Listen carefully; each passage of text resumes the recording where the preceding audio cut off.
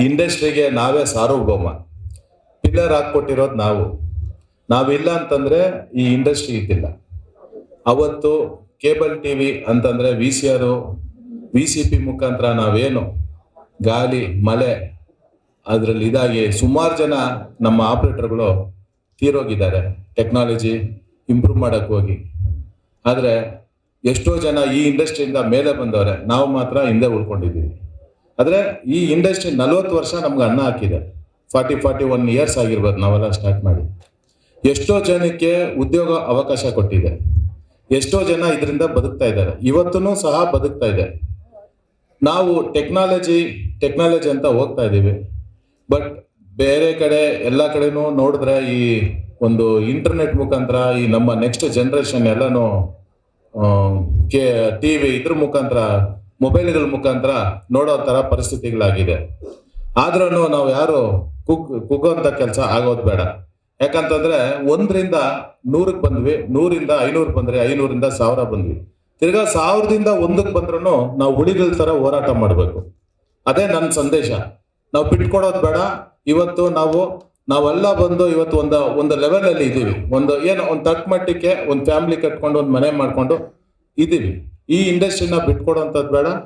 ಈ ಟೆಕ್ನಾಲಜಿಗಳ ಮುಖಾಂತರ ಮಾಡಬೇಕು. ನಾವು ಸರ್ವಿಸ್ ಕೊಡೋದ್ರ ಮುಖಾಂತರ ನಮ್ಮ ಏನು ಮುಂದೆ ಈ ಇಂಡಸ್ಟ್ರಿನ ನಡ್ಸ್ಕೊಂಡು ಹೋಗ್ತಾ ಇದ್ದೀವಿ. ನಮ್ಮ ಸರ್ವಿಸ್ ಬಂದು ಇಂಟರ್ನೆಟ್ ನಾವು ಇಂಟರ್ನೆಟ್ ಮುಖಾಂತರ IPTV ಆಗ್ಬೋದು, ಬೇರೆ ಆಗ್ಬೋದು. ಅದನ್ನ ಕಸ್ಟಮರು ಅದನ್ನ ನೋಡ್ಬಿಟ್ಟು ಇವನೇ ಬೆಸ್ಟ್, ಕೇಬಲ್ ಆಪರೇಟರ್ ಬೆಸ್ಟ್ ಅನ್ನೋ ತರ ನಾವು ನಡ್ಕೊಳ್ಬೇಕು. ಅದು ನಡ್ಕೊಂಡ್ರೆ ಮಾತ್ರ ನಾವು ಇಂಡಸ್ಟ್ರಿ ಉಳ್ಕೊಳಕ್ಕಾಗುತ್ತೆ. ನಾವು ಇಂಡಸ್ಟ್ರಿ ಅಷ್ಟೇ ಅಂತ ನಮ್ಮ ಬಾಯಿಗಳಲ್ಲೇ ಬಂದ್ರೆ 100% ಇಂಡಸ್ಟ್ರಿ ಉಳಿಯಲ್ಲ. MS-ಗಳು ಅಷ್ಟೇ, ಬ್ರಾಡ್ಕಾಸ್ಟರ್ಸ್ ಅಷ್ಟೇ, ಸ್ವಲ್ಪ ರೇಟ್ಗಳನ್ನ ಕಡಿಮೆ ಮಾಡಿ, ಕ್ಯಾರೇಜ್ ಫೀಸ್ಗಳನ್ನ ಕಡಿಮೆ ಮಾಡಿ ಈ ಇಂಡಸ್ಟ್ರಿನ ಉಳಿಸೋಂಥ ಕೆಲಸ ಅವರು ಸಹ ಮಾಡಬೇಕು. ಯಾಕಂದ್ರೆ ಅವರು ಮುಖ್ಯಸ್ಥರಿದ್ದಾರೆ. ಎಲ್ಲಾನು ಡಿಪೆಂಡೆನ್ಸಿ, ಕಸ್ಟಮರ್ ಇಂದ ದುಡ್ಡು ತಗೊಳ್ಬೇಕು, ಆಪರೇಟರ್ ಕೊಡ್ಬೇಕು, ಆಪರೇಟರ್ ಕಮಿಷನ್ ಹಿಡ್ಕೊಳ್ಬೇಕು, MSO ಮಾಡಬೇಕು, MSO ಹಿಡ್ಕೊಂಡು ಬ್ರಾಡ್ಕಾಸ್ಟರ್ ಕೊಡಬೇಕು. ಎಲ್ರಿಗೂ ನಮಸ್ಕಾರ. ಸಂಘದ ಕೆಲವು ಸದಸ್ಯರಿಗೆ ಸಮಸ್ಯೆ ಆದಾಗ ನಾವೇನೇ ಖುದ್ದಾಗಿ ಹೋಗಿ ಹಾಸ್ಪಿಟಲ್ ಇರ್ಬೋದು, ಸ್ವಲ್ಪ ಹಾಸ್ಪಿಟಲ್ ಸಮಸ್ಯೆ ಆದಾಗ ಹೋಗಿ ಖುದ್ದಾಗಿ ಮಾತಾಡಿಸಿ ಅವ್ರಿಗೆ ಧೈರ್ಯ ತುಂಬುವಂಥ ಕೆಲಸನ ಮಾಡಿದ್ದೀವಿ. ಸೊ ಅದರಿಂದ ನಮ್ಮ ಆಪ್ರೇಟರ್ಗಳು ಕೂಡ ತುಂಬ ಧೈರ್ಯವಾಗಿ ಕೇಬಲ್ ಫೀಲ್ಡಲ್ಲಿ ನಮ್ಮ ಸಂಘ ಇದೆ ಅಂತ ಹೇಳ್ಬಿಟ್ಟು ಧೈರ್ಯವಾಗಿ ಅವರು ಕೂಡ ಒಂದು ಒಳ್ಳೆ ಮನೋಭಾವನೆ ಇಟ್ಕೊಂಡಿದ್ದಾರೆ. ಸೊ ಪ್ರತಿ ತಿಂಗಳು ನಾವು ಮೀಟಿಂಗ್ ಮಾಡ್ತೀವಿ. ಆ ಮೀಟಿಂಗಲ್ಲಿ ಕೂಡ ಕಷ್ಟ ಸುಖಗಳನ್ನೆಲ್ಲ ವಿಚಾರಿಸ್ಕೊಂಡು ನಾವು ಕೇಬಲ್ ಉದ್ಯಮನ ಇನ್ನೂ ಉಳಿಸೋದಕ್ಕೆ ಪ್ರಯತ್ನ ಮಾಡ್ತಾನೇ ಇದ್ದೀವಿ. ಹಾಗೆ ಮುಂದಿನ ವರ್ಷ ಕೂಡ ನಾವು ಮುಂದಿನ ವರ್ಷದಲ್ಲಿ ಹೋಬಳಿ ಮಟ್ಟದಲ್ಲಿ ಒಂದು ನಾವೆಲ್ಲನೂ ಏನು ಪದಾಧಿಕಾರಿಗಳಿದ್ದೀವಿ, ಹೋಬಳಿ ಮಟ್ಟದಲ್ಲಿ ಒಂದು ಕ್ಯಾಂಪ್ ಹಾಕ್ಬಿಟ್ಟು ಆ ಕ್ಯಾಂಪಲ್ಲಿ ನಮ್ಮ ಆಪ್ರೇಟರ್ಗಳು ಏನು ಕೇಬಲ್ ಫೀಲ್ಡ್ ಮುಂದಕ್ಕೆ ನಾವು ಹೆಂಗೆ ತೊಗೊಂಡು ಹೋಗ್ಬೇಕು ಅನ್ನೋದ್ರ ಬಗ್ಗೆ ಒಂದು ಪ್ಲ್ಯಾನನ್ನು ಕೂಡ ಮಾಡ್ಕೊಳ್ತಾ ಇದ್ದೀವಿ. ಪ್ರತಿ ಹೋಬಳಿಯಲ್ಲೂ ಅಟ್ಲೀಸ್ಟ್ ತಿಂಗಳು ಒಂದ್ಸಲ 15 ಸಾವಿರ ಒಂದು ಮೀಟಿಂಗ್ ಮಾಡಿಬಿಟ್ಟು ಆ ಆಪ್ರೇಟರ್ಗಳನ್ನು ಮೇಲೆ ತರುವಂಥ ಒಂದು ಪ್ರಯತ್ನ ನಾವು ಇವತ್ತು ಖಂಡಿತ ಮಾಡಬೇಕು ಅಂತ ಅಂದ್ಬಿಟ್ಟು ನಾವು ಪ್ರಯತ್ನ ಮಾಡ್ತಾ ಇದ್ದೀವಿ. ಸೊ ಈಗ ಏನಂದರೆ ನಮ್ಮ ಸಂಘದಲ್ಲಿ ಏನಪ್ಪ ಎಲ್ಲರಿಗೂ ಒಂದು ಆಶ್ಚರ್ಯ ಇರ್ಬೋದು, ಈ ಸಂಘ ಏನು ಉದ್ಘಾಟನೆನೂ ಆಯಿತು, 1ನೇ ವರ್ಷನೂ ಆಯಿತು, 2ನೇ ವರ್ಷನೂ ಆಯಿತು, ಏನಿದು ಸಂಘ ಈ ಥರ ಚೆನ್ನಾಗಿ ನಡೀತಾ ಇದೆ ಅನ್ನೋದಕ್ಕೆ ಒಂದು ಏನಾದರೂ ಸೀಕ್ರೆಟ್ ಅಂತಂದರೆ, ಇಡೀ ನಮ್ಮ ಗೌರಿಬಿದರಲ್ಲಿ 100 ಜನ ಆಪರೇಟರ್ಸ್ ಇದ್ದೀವಿ.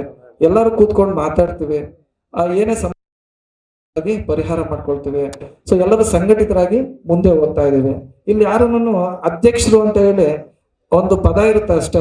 ಆದ್ರೆ ನಾವು ಒಬ್ಬ ಚೀಫ್ ಕೆಲಸಗಾರ ತರ ನಾವು ಕೆಲಸ ಮಾಡ್ತೀವಿ. ಆದ್ರೆ ಏನು ಪದಾಧಿಕಾರಿಗಳು ಏನಿರ್ತವೆ ಅದ್ರ ಜೊತೆ ಅದ್ರ ಕೆಳಗಡೆ ಕೆಲಸ ಮಾಡೋಂಥವ್ರು ಒಂಥರ ಕೆಲಸಗಾರರು. ಸೊ ಈ ಮನೋಭಾವನೆ ಬೆಳೆಸ್ಕೊಂಡಿದ್ರಿಂದ ಖಂಡಿತ ನಾವು ನಿಮ್ಮನ್ನೆಲ್ಲ 3ನೇ ವರ್ಷ ಇಲ್ಲಿಗೆ ಕರೆಯುವಂತ ಪ್ರಯತ್ನನೂ ಆಯ್ತು. ಸೊ ಅದಕ್ಕೆಲ್ಲ ನೀವೆಲ್ಲ ಬಂದಿದ್ದೀರಾ, ನಮ್ಮ ಸಂಘನ ಹಾರೈಸ್ಬೇಕು ಅಂತ ಹೇಳಿ ಮಾತ್ರ ಎಲ್ಲ ಕೇಳ್ಕೊಳ್ತಾ ಇದ್ದೀನಿ.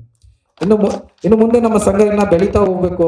ಹೆಚ್ಚು ಸಂಘಟಿತರಾಗಿ ನಾವು ಇವತ್ತು ಸಂಘಟನೆ ಇದ್ರೆ ಏನ್ ಪ್ರಯೋಜನ ಅನ್ನೋದು ಏನಂತಂದ್ರೆ, ಇದೇ ನಮ್ಮ ಗೌರಿಬಿದನೂರಲ್ಲಿ ಕೂಡ ಮೊನ್ನೆ ಒಂದು ಸಮಸ್ಯೆ ಆಯ್ತು. ಯಾರೋ ಮಾಡಿದ ತಪ್ಪು ನಮ್ಮ ತಲೆ ಮೇಲೆ ಹಾಕಿದ್ರು. ಆದ್ರೆ ನಾವು ಇನ್ನೇನು ಪೆನಾಲ್ಟಿ ಕಟ್ಟುವಂತ ಪರಿಸ್ಥಿತಿ ಬಂದಾಗ್ಲೂ ಕೂಡ ಇನ್ನೇನು ಕಟ್ಟಬೇಕು ಡಿಸೈಡ್ ಮಾಡ್ಬಿಟ್ಟಿದ್ವಿ. ಆದ್ರೆ ನಮ್ಮ ಹತ್ರ ಈಗಿರೋ ಪರಿಸ್ಥಿತಿಯಲ್ಲಿ ನಮ್ಮ ಜೀವನಕ್ಕೆ ಏನು ತೊಂದರೆ ಇಲ್ಲ. ಅಷ್ಟು ಮಾತ್ರ ಇದೆ. ಪೆನಾಲ್ಟಿ ಎಲ್ಲಿಂದ ಕಟ್ತೀರಾ? ಅದೇ ವಿಷಯವನ್ನ ನಮ್ಮ ಶಾಸಕರು ಉದ್ಘಾಟನೆ ಸಮಯದಲ್ಲಿ ನಮ್ಮ ಸಂಘ ಉದ್ಘಾಟನೆ ಆಗಿದ್ದಾರೆ ಅಂತ ಹೇಳಿ ಆ ವಿಷಯವನ್ನ ಸೀರಿಯಸ್ ಆಗಿ ತಗೊಂಡು ನೋಡಿ, ಈ ಸಮಸ್ಯೆನ ನ್ಯಾಚುರಲ್ ಅಂತ ಇದು ಮಾಡ್ಬಿಡಿ, ಸೊ ನಾವು ಆಪರೇಟರ್ಗೂ ಇದಕ್ಕೆ ಸಂಬಂಧ ಇಲ್ಲ ಅಂತ ಹೇಳ್ಬಿಟ್ಟು ದೊಡ್ಡದೊಂದು ಸಮಸ್ಯೆ ಕೂಡ ಪರಿಹಾರ ಮಾಡಿದಾರ. ಯಾಕೆ ಕಾರಣ ಅಂತಂದ್ರೆ ಒಂದು ಸಂಘಟನೆ ಇದ್ದಿದ್ರಿಂದ ಮಾತ್ರ ಸಾಧ್ಯ ಆಯ್ತು. ಸಂಘಟನೆ ಇಲ್ಲ ಅಂದಿದ್ರೆ ಖಂಡಿತವಾಗೂ ಯಾರನ್ನು ಈ ತರ ಒಂದು ಸಮಸ್ಯೆನ ಪರಿಹಾರ ಮಾಡ್ಕೊಳಕ್ಕೆ ಆಗ್ತಾ ಇರಲಿಲ್ಲ. ಖಂಡಿತ ಇದಕ್ಕೆಲ್ಲ ನೀವು ಖಂಡಿತ ಒಂದು ಚಪ್ಪಾಳೆ ಕೊಟ್ರೆ ಅನುಕೂಲ ಆಗುತ್ತೆ. ನಾವು ಯಾಕೆ ಪ್ರತಿ ವರ್ಷ ನಿಮ್ಮನ್ನು ಕರಿತಾ ಇದೀವಿ ಅಂತಂತಂದ್ರೆ, ಇವತ್ತು ಕೇಬಲ್ ಉದ್ಯಮನ ಸ್ವಲ್ಪ ಕೆಳಮಟ್ಟಕ್ಕೆ ಅಂತಂದ್ರೆ ಏನು ಕನೆಕ್ಷನ್ಸ್ ಹೋಗ್ತಾ ಇದೆ. ಇನ್ನು ಮುಂದುವರೆದ ಭಾಗ ಅಂತಂದ್ರೆ ನಾವು ಅಪ್ಡೇಟ್ ಆಗ್ಬೇಕು. ಇವತ್ತು ನೋಡಿ HMT ವಾಚ್ ಅಪ್ಡೇಟ್ ಆಗಿಲ್ಲ, ಏನಾಯ್ತು? ಹೋಯ್ತು ಅಲ್ವಾ. ಮೈಸೂರು ಲ್ಯಾಂಪ್ಸ್ ಅಪ್ಡೇಟ್ ಆಗಿಲ್ಲ, ಹೋಯ್ತು. ನೋಕಿಯಾ ಫೋನ್ ಒಂದು ಕಾಲದಲ್ಲಿ ಏನಿತ್ತು ಹೇಳಿ ಅಲ್ವಾ, ನೋಕಿಯಾ ಬಿಟ್ರೆ ಬೇರೆ ಹೆಸರೇ ಇರಲಿಲ್ಲ, ಅವ್ರು ಅಪ್ಡೇಟ್ ಆಗಿಲ್ಲ ಅಲ್ವಾ. ನಾವು ಕೇಬಲ್ ಅಪ್ಡೇಟ್ಸ್ ಕೂಡ ಅಷ್ಟೇ, ನಾವು ಅಪ್ಡೇಟ್ ಆಗಬೇಕು.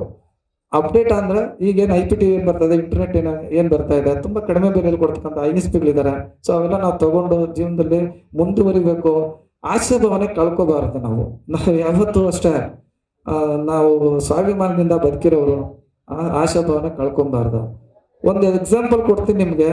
ಇತ್ತೀಚೆಗೆ ಒಂದು ಹಳ್ಳಿಯಲ್ಲಿ 150 ಕನೆಕ್ಷನ್ ಇತ್ತು, 100 ಕನೆಕ್ಷನ್ ಡಿಸ್ಕನೆಕ್ಟ್ ಆಗಿತ್ತು, ಬರೀ 50 ಕನೆಕ್ಷನ್ ಇತ್ತು. ಹೊಸ ಕೇಬಲ್ ಕೂಡ ನಾವೇನೇ ಎಲ್ಲನೂ ಪ್ರೊವೈಡ್ ಮಾಡಿದ್ವಿ ಅವ್ರಿಗೆ, ಆದ್ರೂ ಕೂಡ ಅವ್ರು ನಡ್ಸಕ್ಕಾಗ್ಲಿಲ್ಲ, ಸರಿಯಾಗಿ ಕಲೆಕ್ಷನ್ ಮಾಡ್ತಿರ್ಲಿಲ್ಲ, ಏನೂ ಇಲ್ಲ. ಆಮೇಲೆ ನಾವು ಹೋಗಿ ನಾನೇ ತಗೊಂಡು ಇನ್ಚಾರ್ಜ್ ತಗೊಂಡು ಅದನ್ನೆಲ್ಲ ಮಾಡಿದಾಗ ಕನೆಕ್ಷನ್ಸ್ ಇಂಪ್ರೂವ್ಮೆಂಟ್ ಆಯ್ತು. 2 ತಿಂಗಳಿಗೆನೆ ಇಲ್ಲಪ್ಪ ಈಗ ನನ್ನ ಕೇಬಲ್ ಮತ್ತೆ ಬೇಕು ಅಂತ ಹೇಳ್ತಾರೆ. ಅಂದ್ರೆ ಅರ್ಥ ಮಾಡ್ಕೊಳ್ಳಿ, 20 ವರ್ಷದಿಂದ ಅವರು ಅದ್ರ ಬಗ್ಗೆ ಕಾಳಜಿ ಇಲ್ಲದೆ ಉದಾಸೀನ ಮಾಡ್ಕೊಂಡು ಇದು ಮಾಡಿದಾಗ ಏನಾಗುತ್ತೆ? ನಮ್ಮಲ್ಲಿ ಆಪರೇಟರ್ ಕೆಲವರಷ್ಟು ಇಷ್ಟ ಬಿಡಿದ್ರ ಕತೆ ಅಂತ ಇದಾರ? ಖಂಡಿತ ಇಲ್ಲ. ಹೋಗ್ಬೇಕು, ಮನೆಗೆ ಹೋಗಿ ನಾವು ಹೋದಾಗ ಇದು ಒಂದು ಸಕ್ಸಸ್ಫುಲ್ ಆಗೇ ಆಗ್ತೀವಿ. ಮನೇಲಿ ಕೂತ್ಕೊಂಡ್ರೆ ಕೆಲಸ ಆಗಲ್ಲ, ಮನೆ ಬಿಟ್ಟು ಹೊರಗಡೆ ಹೋಗ್ಬೇಕು, ಹೋದಾಗ ಸಕ್ಸಸ್ಫುಲ್ ಆಗುತ್ತೆ. ನಾನು ಯಾಕೆ ಹೇಳ್ತಾ ಇದ್ದೀನಿ ಅಂತಂದ್ರೆ, ನಾವೆಲ್ಲ ಸೇರಿದೀವಿ ಇಲ್ಲಿ, ಫೋನಲ್ಲಿ ಮಾತಾಡಿದ್ರೆ ಅರ್ಥ ಆಗಲ್ಲ. ಒಂದು ಸಭೆಯಲ್ಲಿ ಮಾತು ಹೇಳಿದಾಗ ಎಲ್ರಿಗೂ ಒಂದು ಜ್ಞಾನೋದಯ ಆಗುತ್ತೆ. ಕೇಬಲ್ ಫೀಲ್ಡ್ ಖಂಡಿತ ಎಲ್ಲೂ ಹೋಗಲ್ಲ, ನಾವು ಅದನ್ನ ಬೆಳೆಸ್ಕೊಂಡು ಹೋಗ್ಬೇಕು, ಅಪ್ಡೇಟ್ ಆಗ್ಬೇಕಷ್ಟೇ ಅಲ್ವಾ. ಸೊ ಮುಂದಿನ ವರ್ಷಗಳಲ್ಲಿ ಕೂಡ ನಾನು ನಮ್ಮ ಸಂಘವನ್ನ ಒಂದು ಹಂತಕ್ಕೆ ತಗೊಂಡೋಗ್ಬೇಕು ಅನ್ನೋ ಒಂದು ಪ್ರಯತ್ನ ಮಾಡ್ತಾ ಇದ್ದೀವಿ. ಮುಂದೆ ಕೂಡ ಇದೇ ತರ ಸಮಾಜಮುಖಿಯಾದ ಕೆಲಸಗಳನ್ನ ಮಾಡಿಕೊಂಡು ನಾವು ಹೋಗ್ಬೇಕು ಅಂತ ಹೇಳಿ, ಇನ್ನು ತುಂಬಾ ಮಾತಾಡೋದಿದೆ, ಆದ್ರೆ ಸಮಯಾಭಾವ, ಗಣ್ಯರೆಲ್ಲ ಮಾತಾಡಬೇಕು. ಅವಕಾಶ ಸಿಕ್ಕಿದ್ರೆ ಆಮೇಲೆ ಇನ್ನೊಂದು 10-15 ನಿಮಿಷ ನಮ್ಗೆ ಅವಕಾಶ ಸಿಕ್ಕಿದ್ರೆ ನಾವು ಮಾತಾಡ್ತೀವಿ. ಈಗ ಗಣ್ಯರು ವೇದಿಕೆ ಮಾತನಾಡಲಿದ್ದಾರೆ. ಹೊರಗಡೆ ಇರೋರೆಲ್ಲ ದಯವಿಟ್ಟು ಒಳಗಡೆ ಬಂದು ಎಲ್ಲ ಕೇವಲ ನೋಡಿ, ದಯವಿಟ್ಟು ಎಲ್ಲ ಒಳಗಡೆ ಬನ್ನಿ. ಜನರು ರಾಷ್ಟ್ರೀಯ ಕೇಂದ್ರಕ್ಕಲ್ಲ, ಎಲ್ಲ ಒಳಗಡೆ ಬಿಸಿನೆಸ್ ಆರಂಭ ಆಗಿದೆ, ದಯವಿಟ್ಟು ಎಲ್ಲ ಒಳಗಡೆ ಬನ್ನಿ. ನಮಸ್ಕಾರ.